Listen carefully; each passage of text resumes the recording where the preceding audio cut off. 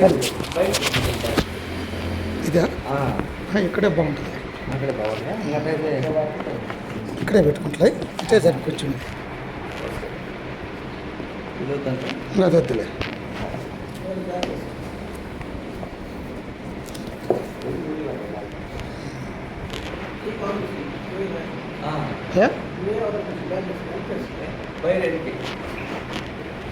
ఓకేనా? అసలు wireless mic ఉంటుంది, అవి అనేది బాగుండేది. ఇక్కడ ఉంటుంది, నాకు అక్కడ ఉంది. సరేలే.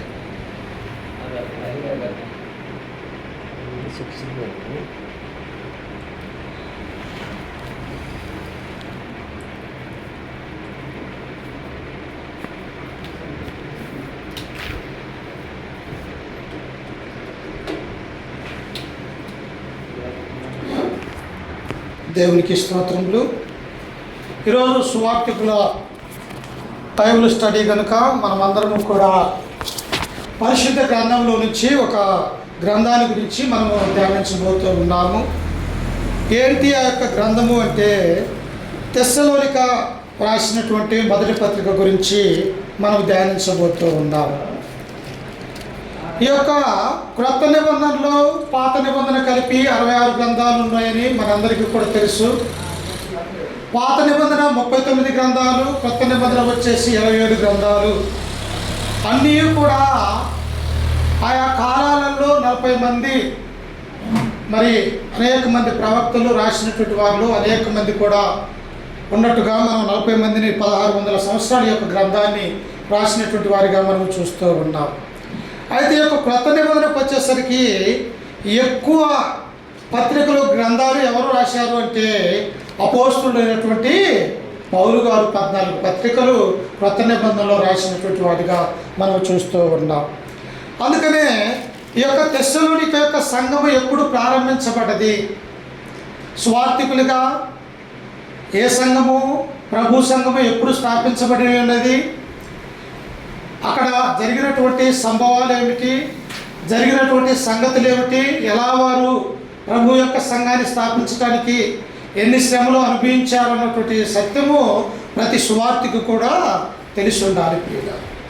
అందుకనే ఈ యొక్క తెస్సలోనిక అన్నటువంటి ఈ పేరును గురించి మనం ఆలోచన చేస్తూ ఉన్నప్పుడు ఇది ఒక స్త్రీ నామము, ఒక మహిళకు చెందినటువంటి ఒక స్త్రీ నామముగా తెస్సలోనికయ అనేటువంటి ఆ పేరు ఒక స్త్రీ నామముగా మనం చూస్తూ ఉన్నాం.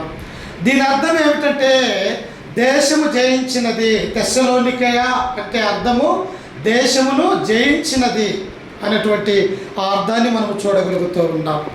ఈ యొక్క పట్టణం ఎక్కడ ఉన్నది, ఏ దేశంలో ఉన్నది? ఉదాహరణకు ముడుకుల యొక్క ఈ గ్రామం ఉన్నది, ఏ జిల్లాలో ఉన్నది, ఏ మండలంలో ఉన్నది, ఏ రాష్ట్రంలో ఉన్నది అంటే మనం ఆటోమేటిక్గా ఆంధ్రప్రదేశ్లో, అలాగనే ప్రకాశం లేదా మార్కాపురం జిల్లాలో, ఆ తర్వాత ముడుకుల యొక్క గ్రామం అని మనం చెప్పగలం. అలాగనే ఈ యొక్క తెస్సలోనిక ఆ పట్టణము ఏ దేశంలో ఉన్నది అంటే మాసిదోనియా దేశంలో ఉన్నటువంటి ప్రాముఖ్యమైనటువంటి పట్టణాలలో ఒక పట్టణమే తెస్సలోనికయ. ఆ పట్టణము ఆ యొక్క మాసిదోనియా దేశంలో ఉన్నట్టుగా మనం చూస్తూ ఉన్నాం. ఈ తెస్సలోనిక యొక్క పట్టణాన్ని గురించి మనం ఆలోచన చేస్తూ ఉన్నప్పుడు ఎప్పుడు ప్రభు సంఘం ఇక్కడ స్థాపించబడి ఉన్నది? ఇప్పుడు ఒక్కొక్క సంఘము పత్రికలు పౌలు గారు ఎందుకు రాస్తూ ఉన్నారు?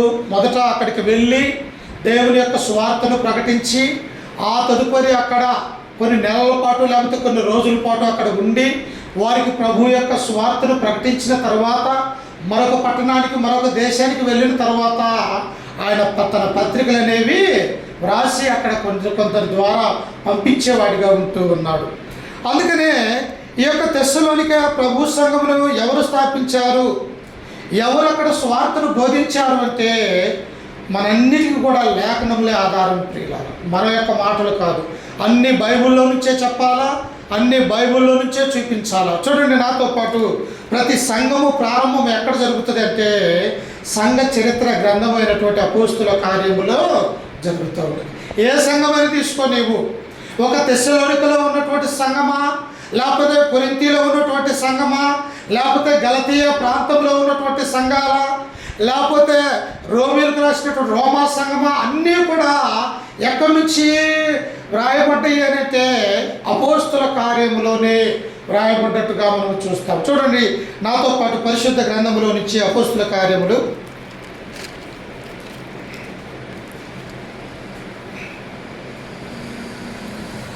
17వ అధ్యాయము మొదటి నుంచి చదువుకుందాం. నేను చదువుతా, చూడండి. వారు అంపిపొలి అపోలోనియ పట్టణం మీదుగా వెళ్ళి తెస్సలోనికకు వచ్చిరి. అక్కడ యూదుల సమాజ మందిరము ఒకటి ఉండెను. ఎవరంట? అపోస్తులైనటువంటి పౌలు గారు, శీల, ఆ తర్వాత తిమోతి. ఈ ముగ్గురు కూడా ఎక్కడి నుంచి ఎక్కడికి వచ్చారు అన్నటువంటి ఆ విషయాన్ని మనం చూస్తే, వీళ్ళు ఫిలిప్పీ పట్టణంలో నుంచి నేరుగా అక్కడ చెరసాలలో పౌలు గారిని వారందరినీ బంధించటము, ఆ తర్వాత మరలా వారిని విడుదల చేయటము, అక్కడ నుంచి లూదియా అనేటువంటి ఆ యొక్క స్త్రీ కుటుంబంలోనికి వెళ్ళి అక్కడ నుంచి వారు నేరుగా ఎక్కడికి వచ్చారు అంటే ఈ మాసిదోనియా దేశంలో ఉన్నటువంటి ఒక పట్టణమైన ఈ తెస్సలోనిక పట్టణానికి వారు ముగ్గురు వచ్చారు. వచ్చిన తర్వాత వారు ఏం చేస్తూ ఉన్నారంట చూడండి. అక్కడ యూదుల సమాజ మందిరము ఒకటి ఉన్నది. ఫిలిప్పీ పట్టణంలో సమాజ మందిరం లేదని గతించినటువంటి బైబిల్ స్టడీలో మనం నేర్చుకున్నాం. ఇక్కడ ఏమున్నది? సమాజ మందిరం అనేది ఉన్నది. సమాజ మందిరం అంటే యూదులు ఎక్కువగా ఎక్కడైతే ఉంటారో అక్కడ దేవుని యొక్క ధర్మశాస్త్రాన్ని వారు ఆరాధించడానికి, తండ్రి అయినటువంటి దేవుణ్ణి, ఆ లేఖనాల్ని, ప్రవక్తల యొక్క గ్రంథాలని, అలాగనే కీర్తనలు వారు పాడుకుంటూ ప్రతి శనివారము వారు ఏం చేస్తారంటే తండ్రి అయినటువంటి దేవునికి ఆరాధన చేసేవారిగా ఉన్నారు. కాబట్టి అక్కడ సమాజ మందిరం ఉన్నది. ఇశ్రాయేలు యూదులు కూడా అక్కడ ఉన్నట్టుగా మనం చూడబోతూ ఉన్నాం. అంతేకాదు చూడండి, అక్కడ గనుక పౌలు తన వాడుక చెప్పున సమాజపు వారి యొద్దకు వెళ్ళి, ఎలాగట పౌలుకున్నటువంటి వాడుకేమిటి? ఈనాడు అనేక మందికి ఆయా రకాలుగా వాడుక అనేది ఉంటూ ఉన్నది. కొంతమంది ఉదయం లేచిన దగ్గర నుంచి ఏం తినాలా, ఏం త్రాగాలా, ఎక్కడికి వెళ్ళాలా అన్నటువంటి ఆలోచన కొంతమందికి ఉంటూ ఉన్నది. అలాగని ఇంకొంతకి ఏముంటుంది?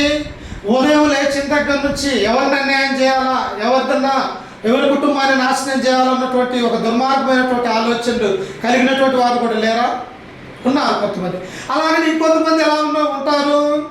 ఇదిగో ఇది లేచిన దగ్గర నుంచి పనికి వెళ్తే కుటుంబాన్ని పోషించుకోవచ్చు, డబ్బు వస్తుంది అని చెప్పేసి భౌతికంగా కష్టపడేవారుగా అనేక మంది, కూలిగిపోయేవారుగా అనేక మందిని మనం చూస్తూ ఉన్నాం.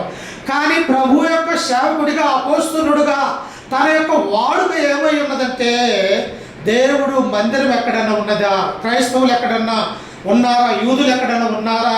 అక్కడికి వెళ్ళి యూదులకి ప్రభు అయినటువంటి యేసు క్రీస్తు యొక్క మరణ సమాధి పునరుత్థానాన్ని గురించి వారికి బోధించగలిగితే, వారు అంతకుముందే దేవుని యొక్క ధర్మశాస్త్రం అనేది తెలిసి ఉంటుంది కనుక క్రీస్తును అంగీకరించడానికి ఎక్కువ అవకాశం ఉంటుందని పౌలు ఏం చేస్తాడంటే, ఎక్కడన్నా యూదులు, ఇశ్రాయేలు ప్రజలు ఉన్నారా అని మొట్టమొదటిగా అక్కడికి వెళ్ళి క్రీస్తు గురించి వారు బోధించేవారిగా ఉన్నారు. అంటే పౌలుకు ఏది వాడుక ఉన్నది? దేవుని ఆరాధించే విషయంలో వాడుక ఉన్నది. దేవుని యొక్క వాక్యాన్ని చెప్పాలన్నటువంటి ఆతృత అనేది పౌలు గారికి ఉన్నట్టుగా మనం చూస్తూ ఉన్నాం. కొన్ని విషయాలలో ప్రభు అయినటువంటి యేసు క్రీస్తు వారి గురించి మనం ఆలోచన చేస్తూ ఉన్నప్పుడు సువార్తలలో ఆయన గురించి ఏమని ఉంటుంది? ఆయన పెందల కాడే లేచి బయలుదేరి తన శిష్యులతో ప్రయాణమై వెళ్తున్నట్టుగా మనం చూస్తాం. అంటే పెందల కాడే ఉదయాన్నే లేచి పరలోక రాజ్య మర్మాలు అనేక గ్రామాలలో, పట్టణాలలో బోధించడానికి దేవుని యొక్క కుమారుడిగా ప్రభు అయినటువంటి యేసుక్రీస్తు వారు ఆయన పెందల కాడే వెళ్తున్నటువంటి వారిగా మనం చూస్తూ ఉన్నాం. ఇక్కడ కూడా పౌలుకి ఆయన వాడుక అన్నటువంటి విషయాన్ని చూస్తూ ఉన్నాం. ఇంకా చూడండి, కింద వచనంలో ఏమున్నది ఒకసారి పౌలు ఏం బోధిస్తూ ఉన్నాడు చూడండి. గనుక పౌలు తన వాడుక చొప్పున సమాజపు వారి యొద్దకు వెళ్ళి క్రీస్తు శ్రమపడి మృతులలో నుండి లేచుట అవశ్యమనియు నేను మీకు ప్రచురము చేయు యేసే క్రీస్తు ఉన్నాడనియు లేఖనములలో నుండి దృష్టాంతములను విప్పి చెప్పుచు వారితో 3 విశ్రాంతి దినములు తర్కించుచుండెను. ఏం చేస్తున్నాడట పౌలు గారు? ఆ తెస్సలోనిక యొక్క పట్టణానికి వెళ్ళాడు. అక్కడ సమాజ మందిరం ఉంటే శనివారం అక్కడికి వెళ్ళాడు. వెళ్ళి దేని గురించి ఆయన బోధిస్తూ ఉన్నాడు? ఆ యొక్క ధర్మశాస్త్రాల గురించి ఆయన బోధించట్లే. ఏదైతే యేసుక్రీస్తు వారు ఎందుకు ఈ యొక్క లోకానికి వచ్చాడు, ఆయన వచ్చినటువంటి కారణం ఏమిటి, దేవుని యొక్క సంకల్పం ఏమిటి, దేవుని యొక్క చిత్తం ఏమిటి అని ఆయన పాత నిబంధన గ్రంథంలో క్రీస్తు ఎలా ఉన్నాడు అనేవన్నీ కూడా లేఖనములలో నుంచి దృష్టాంతములు ఎత్తి విప్పి చెప్పుచూ వారితో ఏం చేస్తూ ఉన్నాడంట, తర్కన అంటే వాదిస్తూ ఉన్నాడు. ప్రియుల యూదులు అనేక మంది కూడా మరి అడిగేవారుగా ఉంటూ ఉన్నారు. ఎలా, పాత నిబంధనలో క్రీస్తు లేడు కదా, ఎక్కడ ఉన్నాడు అన్నప్పుడు అందులో ఉన్నటువంటి ఆ గ్రంథంలో ఉన్నటువంటి ఆ ఛాయగా ఉన్నటువంటి క్రీస్తు గురించి ఆ లేఖనాలన్నీ తీసుకొని వనిచ్చి, ఇదిగో క్రీస్తు ఇలా ఉన్నాడు, స్త్రీ సంతానముగా నా వంటి ఒక ప్రవక్త మీలో నుండి దేవుడు పుట్టించినని మోసే చెప్పాడు కదా, ఆ ప్రవక్త ప్రభు అయినటువంటి యేసుక్రీస్తు వారు. అంతేకాదు యెషయా మొద్దు నుండి చిగురు పుట్టిను, ఆ చిగురుగా యేసుక్రీస్తు వారు ఉన్నారు. ఆయన దావీదు యొక్క కుమారుడుగా ఈ యొక్క లోకములో ఆయన పుట్టబోచు ఉన్నాడు, రాజుగా ప్రభువుగా మనలందరూ రక్షకుడుగా అని చెప్పేసి పౌలు తెస్సలోనికలో ఉన్నటువంటి ఆ సంఘస్థులకు, ఆ యూదులకు ఏం బోధించారంటే 3 విశ్రాంతి దినములు అక్కడ ఉండి ఆయన దేవుని యొక్క స్వార్థను బోధించారు. ఈనాడు చూడండి, అనేక మంది సేవకులు దేవుని యొక్క స్వార్థను బోధించమంటే వారు ఏం చేస్తారంటే కల్పనా కథలు బోధిస్తారు, లేకపోతే బయట సంగతులు బోధిస్తారు, లేకపోతే నాకు ఈ అనుభవం జరిగింది, రాత్రికాల సమయంలో నాకు దర్శనాలు వచ్చినాయి, ఆ దర్శనాలు అని చెప్పేసి దర్శనాలు బోధించేవారిగా నేటి స్వార్థికులు అనేక మంది కూడా ఉన్నారు. లేరాయా? అనేక మంది ఉన్నారు. కానీ పౌలు దేని గురించి బోధిస్తూ ఉన్నాడు? యేసే క్రీస్తు గురించి బోధిస్తూ ఉన్నాడు. ఆ యొక్క బోధ స్వార్థ అంటే ఏమిటి? కొరింథీయులకు రాసినటువంటి మొదటి పత్రిక 15వ అధ్యాయము 1 నుంచి 3 వచనాలలో మనం చదువుకుంటూ ఉన్నప్పుడు స్వార్థ అనగా ఏమిటో ఒకసారి చూడండి. అక్కడ కొరింథీయులకు రాసినటువంటి మొదటి పత్రిక 15వ అధ్యాయము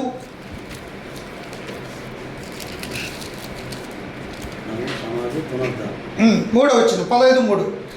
నాకు ఇయ్యబడిన ఉపదేశమును ముఖ్యమైనదిగా ఎంచి మీకు అప్పగించితిని, అదేమనగా లేఖనముల ప్రకారం క్రీస్తు మన పాపముల నిమిత్తము మృతి పొందెను, సమాధి చేయబడిను, లేఖనముల ప్రకారము 3వ దినమున లేపబడెను. ఇది సువార్త. ప్రియుల ఇదిగాక ఏదన్నా సువార్త ఉన్నదా?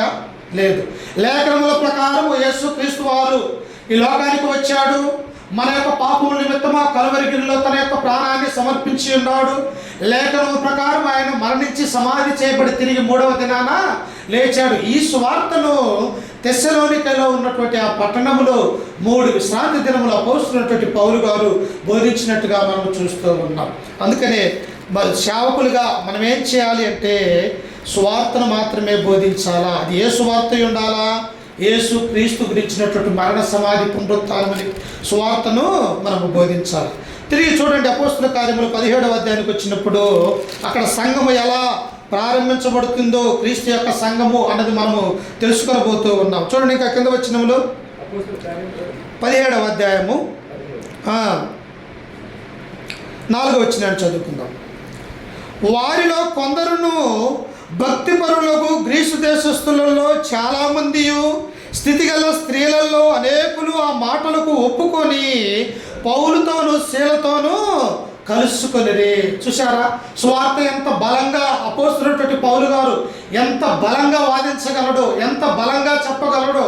వారి అవతల వారు ఎంతటి తెలివి కలిగినటువంటి వారైనప్పటికీ కూడా పౌలు సామాన్యమైనటువంటి వ్యక్తి కాదు. గమలీయేలు పాదముల యొద్ద ధర్మశాస్త్రం అనే విద్యను నేర్చుకున్నటువంటి వాడు, అలాగనే గ్రీక్ భాష తెలిసినటువంటి వాడు, అలాగనే హెబ్రీ భాష మాతృభాష అయినటువంటి యూదుల హెబ్రీ భాష తెలిసినటువంటి వాడు. కాబట్టి అనేక విషయాలలో మంచి చదువుకున్నటువంటి వాడిగా కూడా అపోస్తులైనటువంటి పౌలు గారిని మనం చూడగలం. అప్పుడు పౌలు శీలలు ఈ తెస్సలోనిక పట్టణంలో ప్రభు యొక్క ఆయన యొక్క మరణ సమాధి పునరుత్థానాన్ని గురించి బోధించినప్పుడు ఆ గ్రీసు దేశస్థులలో అనేక మంది స్థితి కలిగినటువంటి స్త్రీలు ఏం చేశారంటే వీరు చెప్పే బోధకు ఆకర్షితులైనట్టుగా మనం చూస్తూ ఉన్నాం. నిజంగా ఈనాడు కూడా అనేక మంది మన యొక్క సంఘాలలో ఎక్కువ స్త్రీలనే రావటం మనం చూస్తూ ఉన్నాం. ఎందుకు? వారు వినటానికి ఆసక్తి కలిగినటువంటి వారిగా ఇక్కడ కూడా తెస్సలోనిక పట్టణంలో మనం చూస్తాం. ఆ తర్వాత ఎప్పుడైతే ఇక్కడ ప్రభు యొక్క సంఘానికి పునాదులు పడుతూ ఉన్నాయో, ఆ ఫిలిప్పీ పట్టణంలో ఏదైతే వీరికి ఆటంకం జరిగినదో, ఆ తర్వాత గలతీ ప్రాంతంలో ఉన్నటువంటి పిసిదియలో అంత్యోక్యలో ఉన్నటువంటి ఆ పట్టణంలో ఎలాగైతే ఆటంకాలు జరిగినాయో, లూస్త్రా, దెర్బే అనేటువంటి పట్టణాలలో ఎలాగైతే పౌలు గారి మీద తిరగబడి ఆయనను చంపాలని ఆయన ఈడ్చి బయటపడేసి ఉన్నారు, అలాగనే ఈ తెస్సలోనికలో ఉన్నటువంటి కొంతమంది యూదులు ఆయన మీద మత్సరపడుతున్నారు.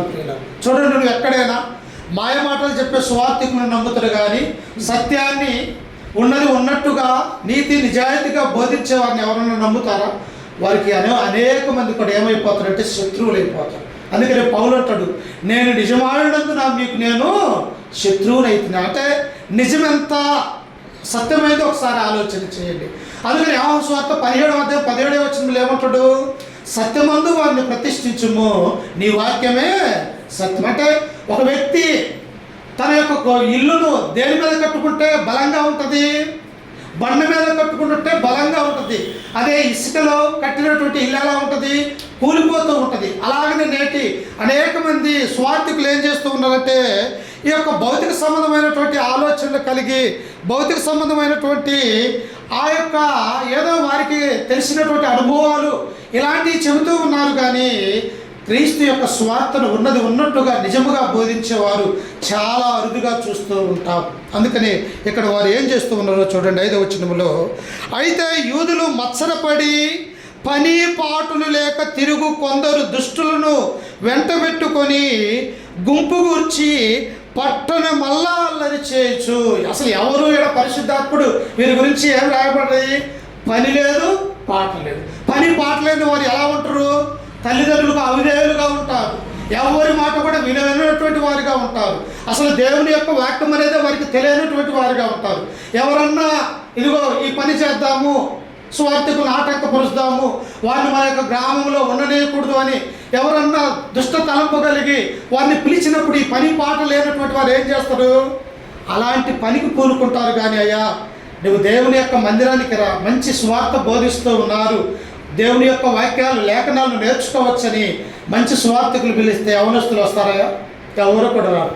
అదే సినిమాలకు రండి, లేకపోతే అక్కడ డ్యాన్స్ పార్టీ జరుగుతూ ఉన్నది, అక్కడికి వెళ్దామంటే యవనస్తులు వస్తారు, వృద్ధులు వస్తారు, అలాగనే అనేక మంది కూడా వచ్చి భౌతిక సంబంధమైనటువంటి అల్లరి చిల్లరగా చేసే వాటి దగ్గరికి వస్తారు. కానీ దేవుని యొక్క స్వార్థ బోధన చేస్తున్నప్పుడు ఆ లేఖనాలు వినే మనసు వారికి ఉండదు. అందుకని ఇక్కడ గ్రంథకర్త ఏమంటూ ఉన్నాడు లోకాయ వారి గురించి, వారు మత్సరపడి పని పాటులు లేక తిరుగు కొందరు దుష్టులను వెంటబెట్టుకొని గుంపు కూర్చి పట్టణ మళ్ళా అల్లరి చేయొచ్చు.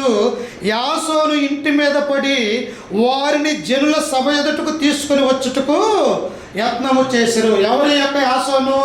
తెస్సలోనికలో పట్టణంలో ఉన్నటువంటి ఈ యాసోను ఈ యొక్క పౌలు గారిని, శీలని, తిమోతిని చేర్చుకున్నటువంటి వారిన ఈయన వాళ్ళు అనుకుంటూ ఉన్నారు, ఎవరు ఇక్కడికి రావడానికి కారణము ఈ పట్టణంలో వీరు ఇక్కడికి వచ్చి ప్రభు యొక్క స్వార్థను బోధిస్తూ ఉన్నారు, ఎవరు వీరిని చేర్చుకున్నారని వారు ఆలోచన చేస్తున్నప్పుడు ఈ యాసోను అనేవాడే చేర్చుకున్నాడు.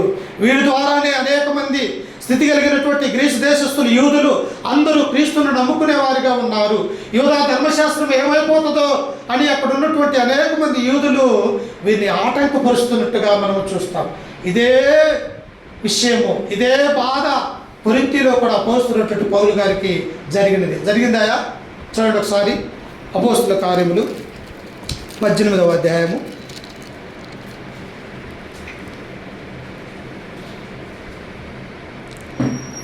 18వ అధ్యాయము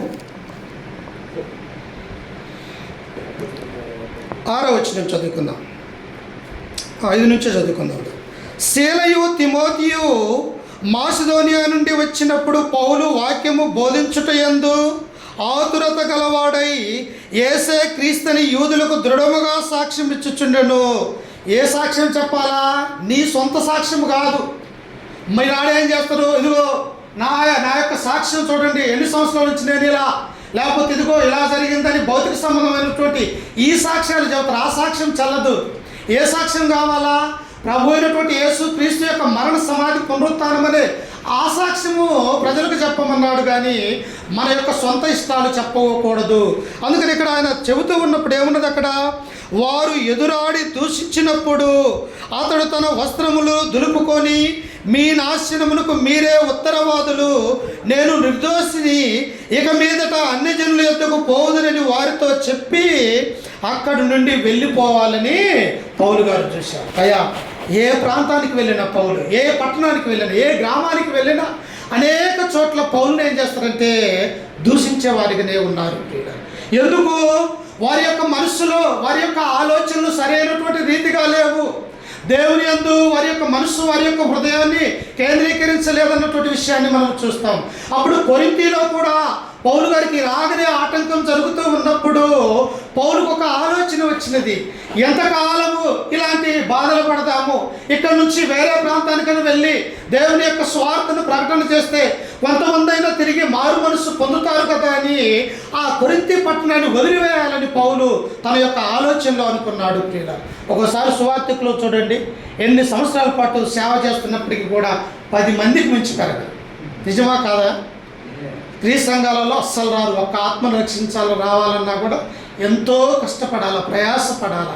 అలాగనే ఈ యొక్క పౌలు కూడా ఆలోచన వస్తున్నది. ఈ కొరింథీ పట్టణంలో ఇంత దూషిస్తూ ఉన్నారు, ఎంత ఎదురు తిరుగుతూ ఉన్నారు, ఇంత తర్కం జరుగుతూ ఉన్నది, వేరే పట్టణానికి వెళ్ళిపోదామా అన్నటువంటి ఆలోచన కలిగి ఉన్నప్పుడు ప్రభు అయినటువంటి యేసు క్రీస్తు వారు ఆ యొక్క పౌలు గారిని బలపరుస్తూ ఉన్నారు. మనము కూడా కొన్నిసార్లు స్వార్థికులుగా కృంగిపోయేవారిగా ఉంటాం.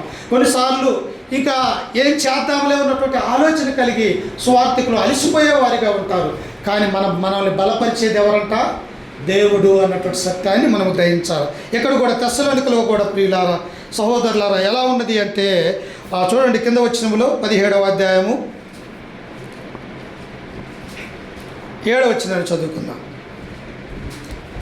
వీరందరూ యేసు అను వేరొక రాజున్నాడని చెప్పి కైసరే చట్టములకు విరోధముగా నడుచుకుని వారు అని కేకలు వేసిరి. ఎవరంట? ఆ తెస్సలోనికలో ఉన్నటువంటి పట్టణంలో ఉన్నటువంటి వారందరూ ఈ పౌలు గారిని, శీల గారిని, అలాగనే ఈ యొక్క తిమోతిని చూసి వీరు ఎలాంటి వారు అంటే వీరు కైసరే యొక్క చట్టమును అతిక్రమిస్తూ ఉన్నారు. అంటే కైసరే ఆనాడు రోమా పరిపాలకులు, కైసరే చక్రవర్తి, ప్రపంచమంతా కూడా రోమీలు పరిపాలన చేస్తున్నటువంటి కాలాలలో ఇక్కడ స్వార్థ సేవ జరుగుతూ ఉన్నది. అందుకని వీరు కైసరే చట్టములకు విరోధముగా నడుచుకుని వారు అని కేకలు వేసిరి. జన సమూహమును, పట్టణపు అధికారులను ఈ మాటలు విని కలవరపడిరే. ఎవరు వాళ్ళు? ధర్మశాస్త్రోపదేశకులు, సద్దూకయ్యులు. ఆ యొక్క మోసే ద్వారా దేవుడిచ్చినటువంటి ధర్మశాస్త్రాన్ని ఆచరించే వారందరూ కూడా అయ్యో వీరు కైసరే చక్రవర్తికే ఎదురు తిరిగి వేరొక దేవుడు ఉన్నాడు క్రైస్త అని చెప్పేసి వీళ్ళు ప్రకటన చేస్తూ ఉన్నదే, ఈ విషయము రోమా గవర్నర్కు కానీ లేకపోతే రోమా చక్రవర్తికి తెలిసే మాట అయితే యూదులుగా మనల్ని ఈ పట్టణంలో వారు ఉంచరు, మనల్ని చంపుతారేమో అన్నటువంటి భయము అక్కడ ఉన్నటువంటి అధికారులకు వారందరికీ కూడా కలిగినట్టుగా చూస్తూ ఉన్నాం. అంటే ఈ యొక్క సంఘము ఎప్పుడు ప్రారంభించబడ్డది అంటే అపోస్తులైనటువంటి పౌలు తన 2వ ప్రయాణములో ఈ తెస్సలోనిక పట్టణం వచ్చి 3 విశ్రాంతి దినములు ఈ పట్టణంలో ఉండి ప్రభు యొక్క సువార్తను ప్రకటించినప్పుడు ఇక్కడ క్రీస్తు యొక్క సంఘము స్థాపించబడింది. అంతేనా? లేకపోతే ఎక్కువ కాలం ఉన్నాడా? తెస్సలోనిక పట్టణంలో 3 విశ్రాంతి దినములు అంటే 3 ఏళ్ళు 21 రోజు వారు అక్కడ ఉండి ప్రభు యొక్క యొక్క సంఘాన్ని స్థాపించినట్టుగా మనము చూస్తూ ఉన్నాం. అయితే ఈ యొక్క పట్టణాన్ని వాళ్ళు వదిలివేసే సమయము ఆసన్నమైపోయినది. ఎందుకు వదిలివేశారంటే అల్లర్లు జరుగుతూ ఉన్నాయి ఆ పట్టణంలో. అపోస్తులైనటువంటి పౌలు, శీల మీరు మాకు వాక్యం బోధించవలసినటువంటి అవసరం లేదు, మా పట్టణంలో నుంచి వెళ్ళిపోండి అని చెప్పేసి వారిని దూషించినప్పుడు సహోదరులు ఏం చేశారో చూడండి ఒకసారి. 10వ వచనంలో, అపోస్తుల కార్యములు 17వ అధ్యాయం 10వ వచనంలో, వెంటనే సహోదరులు రాత్రివేళ పౌలును శీలను బెరేకు పంపించిరి. వారు వచ్చి యూదుల సమాజ మందిరములో ప్రవేశించిరి. పౌలుకు ఎన్ని శ్రమలు వచ్చినా, ఎన్ని ఆటంకాలు వచ్చినా, లేకపోతే ఎన్ని భౌతిక దాడులు జరిగించినా కానీ సువార్త చెప్పడం అనేది ఆయన ఆపుతాడయా?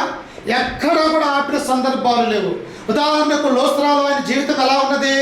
పౌలు చనిపోయాడు ఇక అనుకున్నారు లుస్త్రా పట్టణంలో ఉన్నటువంటి వారందరూ. ఇక పౌలు పని అయిపోయినది అనుకున్నాడు.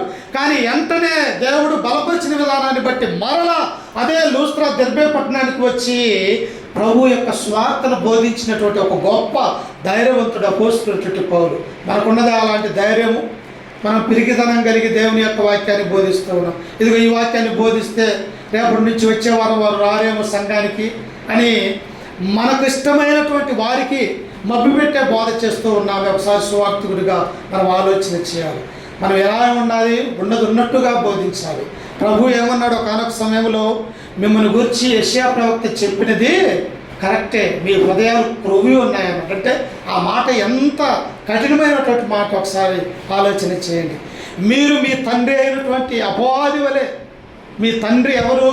సాతాను వాడు మీకు తండ్రి అని ఆయన బోధ ఖచ్చితంగా సత్యంతో ఉన్నట్టుగా మనం చూస్తాం. కాబట్టి స్వార్థికులుగా మన యొక్క బోధ కూడా ఎలా ఉండాలా? అపోస్తలుడైనటువంటి పౌలు శీలలు ఎలాగైతే ధైర్యంగా ఈ పట్టణం కాబట్టి మరొక పట్టణం వెళ్ళి క్రీస్తు యొక్క స్వార్థను బోధిస్తున్నట్టుగా మనం చూస్తూ ఉన్నాం. అయితే ఈ యొక్క పత్రిక ఎప్పుడు రాయబడ్డది, ఎక్కడి నుంచి రాయబడ్డది అన్నటువంటి విషయాన్ని మనం ఆలోచన చేస్తూ ఉన్నప్పుడు ఈ యొక్క గ్రంథకర్త వచ్చేసి ఎవరయ్యా? అపోస్తలుడైనటువంటి పౌలు గారే. ఎందుకంటే ఆయనే కదా ఇక్కడికి వచ్చి 3 విశ్రాంతి దినములు ఉండి ప్రభు యొక్క సంఘాన్ని స్థాపించినది. కాబట్టి గ్రంథకర్త అపోస్తలుడైనటువంటి పౌలు. అలాగనే వ్రాసినటువంటి కాలము ఎప్పుడు అంటే క్రీస్తు శకం 50-51వ సంవత్సరం మధ్యలో ఆయన రాసి ఉన్నట్టుగా మనం చూస్తూ ఉన్నాం. ఎక్కడి నుండి ఆయన రాశాడు అంటే ఇదిగో గ్రీస్ దేశంలో ఉన్నటువంటి కొరింథీ పట్టణం నుంచి వ్రాసి ఈ పత్రికను తెస్సలోనిక పట్టణానికి పంపించి ఉన్నాడు. ఎందుకు అక్కడికి వెళ్ళి రాయవలసినటువంటి అవసరం ఉన్నది? కొరింథీ పట్టణంలో ఆయన 6 నెలలు సువార్త సేవ జరిగించినటువంటి కాలంలో ఈ తెస్సలోనిక ఉన్నటువంటి ఈ పట్టణాలు నేను మధ్యలోనే వదిలివేసి వచ్చిన ఈ సంఘాన్ని వారు ఎలా ఉన్నారు అని చెప్పేసి వారిని ఏం చేశాడంటే ఆయన పక్కన ఉన్నటువంటి తిమోతిని ఆ పట్టణం ఎలా ఉన్నదో, ఆ ప్రభు సంఘంలో ఉన్న సభ్యులు ఎలా ఉన్నారో వారి గురించి ఆలోచన కలిగి ఉండాలని తిమోతిని అక్కడికి పంపించినటువంటి వారిగా ఈ బైబిల్లోనే చదువుతుంటే మీకు లేఖనాలనే అర్థమవుతుంది. ఆ తిమోతి వచ్చి మరలా ఈ పట్టణాన్ని గురించి సంఘాన్ని గురించి ఆ పౌలు గారికి తెలియజేస్తాడు. అయ్యా నీ వెళ్ళమని నమ్మితే తెస్సలోనిక పట్టణానికి వెళ్ళాను. అక్కడ ప్రభు యొక్క సంఘము వారు బాగానే విశ్వాసం కలిగి నమ్మకం కలిగి ప్రతి ఆదివారము ప్రభు యొక్క ఆరాధన జరుగుతూ ఉన్నదని మంచి రిపోర్టు ఈ తిమోతి తీసుకొని పౌలు గారికి కొరింథీ పట్టణంలో ఉన్నప్పుడు ఆ రిపోర్ట్ ఇచ్చాడు. అప్పుడు కొరింథీ పట్టణంలో ఉండి ఈ పత్రికను తెస్సలోనిక పట్టణానికి ఆ యొక్క సంఘానికి రాసినట్టుగా మనము క్రీస్తు శకం 50-51లో ఆయన ఈ గ్రంథాన్ని రాసినట్టుగా మనము చూస్తాం. అయితే ఎవరి ద్వారా పంపించాడు? మొట్టమొదటిగా పంపించింది తిమోతినే కదా అక్కడికి. ఈ పత్రిక రాసి కూడా తిమోతి ద్వారానే అక్కడికి పంపించాడు. ఈ పత్రిక ద్వారా ఏమి రాశాడు అన్నటువంటి సత్యాన్ని మనం ఆలోచిస్తున్నప్పుడు ఇప్పుడు తెస్సలోనిక రాసినటువంటి మొదటి పత్రికలో లోనికి వెళ్ళి అసలు ఏమి రాశాడు, ఆయన స్థాపించింది నిజమా కాదా అన్నది ఆ యొక్క గ్రంథాలలో ఉంటుంది. చూడండి ఒకసారి నాతో పాటు పరిశుద్ధ గ్రంథంలో నుంచి తెస్సలోనిక రాసినటువంటి మొదటి పత్రిక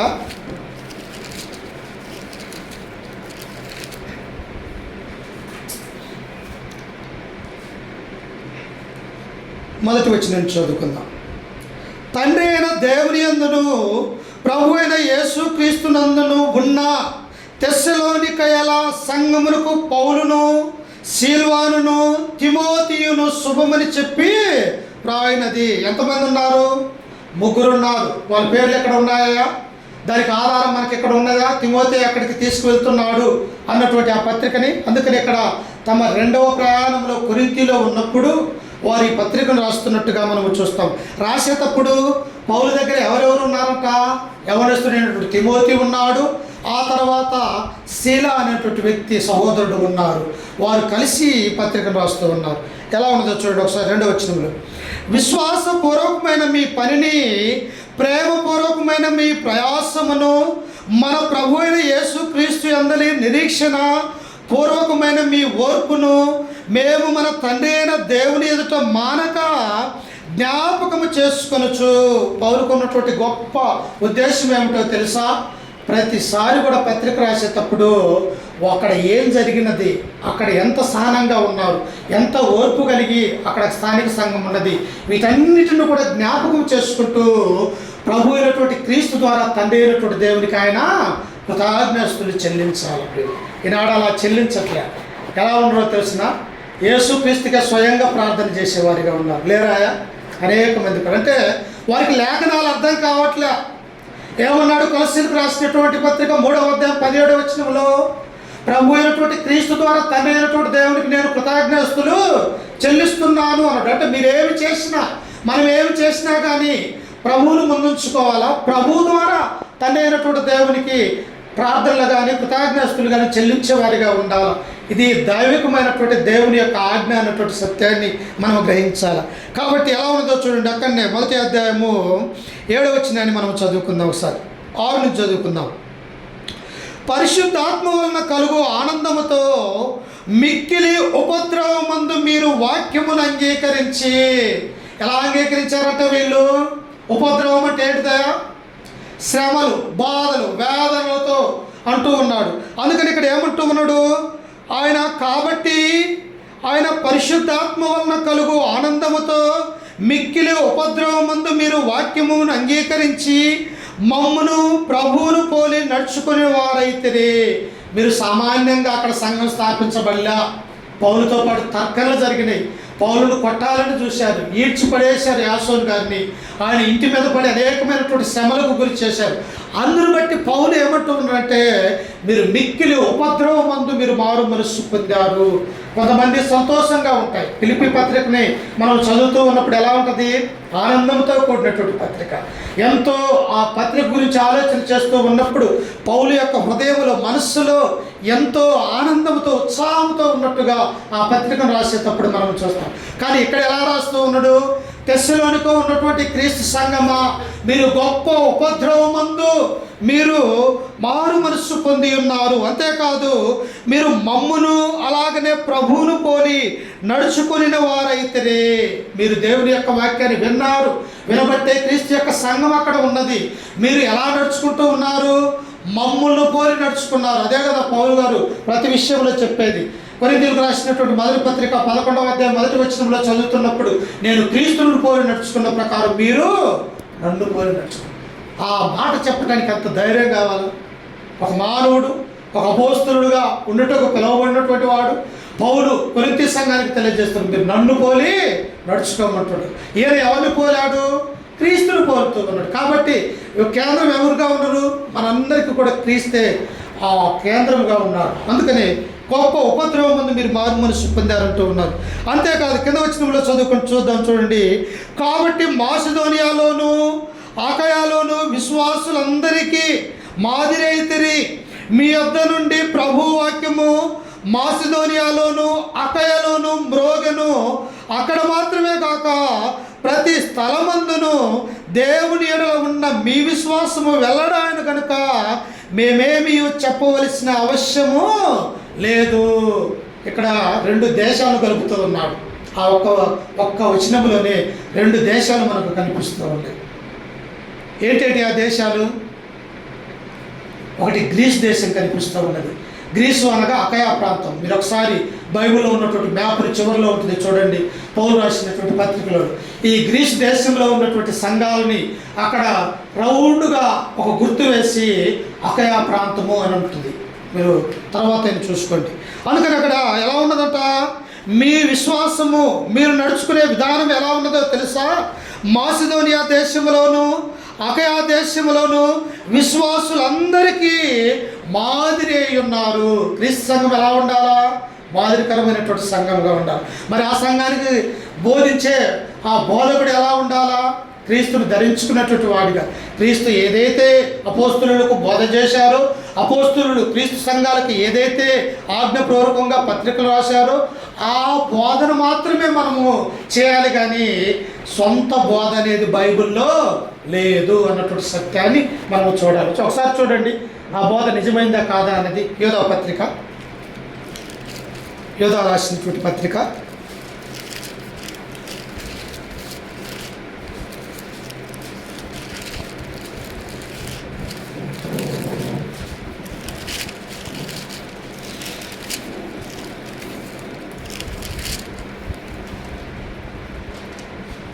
ఒకటే అధ్యాయం ఉంటుంది, 3వ వచనం చదువుకుందాం. ప్రియులారా, మనకందరికీ కలగడు రక్షణను గూర్చి మీకు వ్రాయవలనని విశేష ఆసక్తి గలవాడనై ప్రయత్నపడుచుండగా పరిశుద్ధులకు ఒక్కసారే అప్పగింపబడిన బోధ నిమిత్తము మీరు పోరాడవలనని మిమ్మల్ని వేడుకొనుచు మీకు వ్రాయుచున్నాను. బోధ ఒక్కసారే అప్పగించబడదా, లేకపోతే అపోస్తలులు మారినప్పుడు 12 మందికి 12 రకాల బోధ అప్పగించబడిందా? ఒక్కసారి అప్పగించబడ్డది. ఆ బోధ క్రీస్తు యొక్క బోధ, ఆ బోధ తండ్రి యొక్క సంకల్పము, ఆ బోధ అపోస్తలులకు ఆజ్ఞాపించినటువంటి బోధ, అపోస్తలులు క్రీస్తు సంఘాలకు బోధించినటువంటి బోధ ఒక్కసారి అది అప్పగించబడదన్నటువంటి సత్యాన్ని మనం చూస్తూ ఉన్నాం. ఆ బోధ నిమిత్తమే ఏం చేయాలంటున్నారు ఈ యొక్క యోధా గారు? అక్కడ ఉంటూ ఉన్నాడు చూడండి. ఒక్కసారి అప్పగింపబడిన బోధ నిమిత్తము మీరు పోరాడవలనని మిమ్మును వేడుకొనుచు మీకు వ్రాయవలసి వచ్చును. ఈనాడు బోధలు ఏమైపోయాయి? కొన్ని వేల సంఘాలు, డినామినేషన్లు తయారయ్యాయి. వారు ఒక్కొక్క విధంగా ఒక్కొక్క సంఘాలలో బోధించి ఈ బోధన ఏం చేస్తూ ఉన్నట్టే కలిపి చెరిపేటువంటి బోధగా ఉంటూ ఉన్నది. కాబట్టి దాని నిమిత్తమై సేవకులుగా, స్వార్థకులుగా మనం ఏం చేయాలా? మనం పట్టుకున్నటువంటి ఈ బోధ సరైనటువంటి బోధ కాబట్టి ఆ బోధ విషయంలో మనము ఎన్ని శ్రమలు, ఎన్ని బాధలు వచ్చినప్పుడు కూడా దాని విషయమై పోరాటం అనేది చేయాలి. ఏ పోరాటం అంటే అది భౌతిక సంబంధమైనటువంటి పోరాటం కాదు, ఆత్మ సంబంధంగా లేఖనాలు మనం చదువుకుంటూ, ఆ లేఖనాలు మనం అర్థం చేసుకుంటూ, ఈ లేఖనాలు రూఢి అని పరుచుకుంటూ సంఘములో బోధించినట్టయితే ఒక 100 మంది ఉన్న వారిలో 10 మంది అయినా కూడా సత్యానికి లోబడేటట్టుగా దేవుడు చేయగల సమర్థుడు కనుక అలాంటి బోధ చేయాలి. ఇక్కడ కూడా ఎలా ఉన్నది? తెస్సలోనిక ఆ యొక్క పత్రిక రాస్తూ ఉన్నప్పుడు వారు ఎలా ఉన్నారంట? కాబట్టి మాసిదోనియాలోను ఐకయలోను విశ్వాసులందరికీ మాదిరి అయితిరి. మీ యొద్ద నుండి ప్రభు వాక్యము మాసిదోనియాలోను అకయలోను బ్రోగెను. అక్కడ మాత్రమే కాక ప్రతి స్థలమందును దేవుని ఎడల ఉన్న మీ విశ్వాసము వెల్లడాయను కనుక మేమేమి చెప్పవలసిన ఆవశ్యత లేదు. అంటే అక్కడ ప్రభు యొక్క సంఘం స్థిరముగా ఉన్నది, క్రీస్తు సంఘం. అలా ఎలా తెలుసుకోగలిగినాడు? తిమోతిని అక్కడికి పంపించాడు కదా. తిమోతి వచ్చి కొరింథీలో ఉన్నటువంటి పౌలు గారికి చెప్పినటువంటి ఆ సంగతులు బాగున్నాయి కనుక తిరిగి సంతోషంతో ఆ పత్రికను, తెస్సలోనిక పత్రికను పౌలు గారు రాయించుతూ ఉన్నాడు. అంటే ఇంత ఉన్నదా గ్రంథము అంటే మనం ఏం చేస్తాము? పైపైన చదువుకుంటూ వెళ్ళిపోతాం. అర్థమవుతుందా?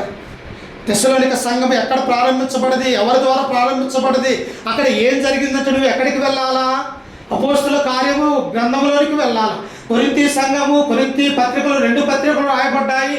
ఆ పత్రికల గురించి తెలియాలంటే నువ్వు ఎక్కడికి వెళ్ళాలా?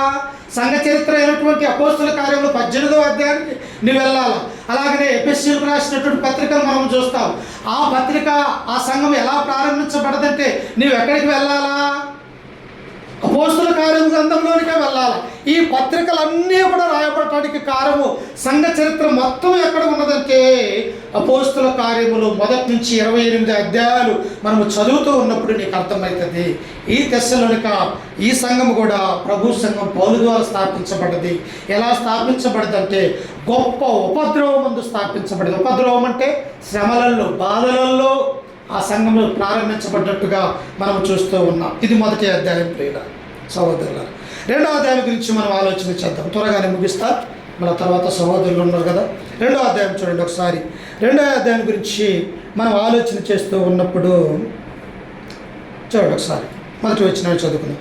సహోదరులారా, మీ యొద్ద మా ప్రవేశము వ్యర్థము కాలేదు కానీ మీరు ఎరిగినట్టే మేము ఫిలిప్పీలో ముందు శ్రమపడి అవమానము పొంది ఎంతో పోరాటముతో దేవుని స్వార్థను మీకు బోధించుటకై మీకు తెలియను. ఎలాంటిదట? బోధించుటను దేవుని యందు ధైర్యము తెచ్చుకుంటామని మీకు తెలియను. ఎలా వచ్చారు? ఫిలిప్పీ పట్టణంలో నుంచి సామాన్యంగా వచ్చారా? ఫిలిప్పీ పట్టణానికి తెస్సలోనిక పట్టణము దగ్గరగా ఉంటూ ఉన్నది కనుక అక్కడ ఏం జరిగిందో, అక్కడ మమ్మల్ని ఎలా శ్రమ పెట్టారో, అక్కడ మేము ఎలా చెరసాలలో బంధింపబడ్డామో, తర్వాత ఎలా విడుదలయ్యామో, అక్కడ మాకు ఆశ్రయం ఇచ్చినటువంటి స్త్రీ ఎవరు, ఆ కుటుంబము, ఇవన్నీ కూడా ఎవరికి తెలుసు అంటే తెస్సలోనికలో ఉన్నటువంటి క్రీస్తు సంఘానికి వీటన్నిటిని కూడా పౌలు వారితో పంచుకున్నట్టుగా మనం చూస్తూ ఉంటాం. ఈ గ్రంథంలో రాయబడలేదు కానీ ఆ యొక్క పౌలు యొక్క ఇంటెన్షను, పరిశుద్ధాత్మ యొక్క ఆలోచన కూడా ఈ 2వ అధ్యాయంలో మనకు కనిపిస్తూ ఉన్నది. అందుకని ఇంకా కింద వచనంలో చదువుకుంటే ఎలా ఉంటుందో చూడండి ఒకసారి. 3వ వచనంలో, ఏలయనగా మా బోధ కపటమైనది కాదు. బోధ ఎలా ఉన్నది? అక్కడ ఒక్కసారే అప్పగిపోయినటువంటి బోధను మనం చూసాం. ఇక్కడ ఏమంటూ ఉన్నాడు? మా బోధ కపటమైనది కాదు అంటే కపటమైనటువంటి బోధ కూడా ఉన్నదా? ఉన్నది. కలిపి చెరిపేటువంటి బోధ ఉన్నది, అలాగనే వేరొక బోధ ఉన్నది, అలాగనే తెలియబడినటువంటి దేవుణ్ణి ఆరాధించినటువంటి వారు ఉన్నారు. బోధ అనేక రకాలుగా మరి మిళితమై ఉన్నట్టుగా మనము చూస్తాం. ఎలా మిళితమైపోయి ఉన్నది? అనేకులు వారి యొక్క స్వార్థాల ద్వారా ప్రభు యొక్క సంఘాలలో జొరబడి ఆ సంఘంలో చీల్చి అనేక మందిని డినామినేషన్ వైపు మళ్లించినటువంటి వారు మొదటి శతాబ్దంలోనే ఉన్నారని ఇక్కడ మనం చూస్తూ ఉన్నాం. అందుకనే బోధ ఎలాగున్నదంట? మా బోధ కపటమైనటువంటిది కాదు అని అంటూ ఉన్నాడు. అంటే మోసమైనటువంటి బోధ కాదు.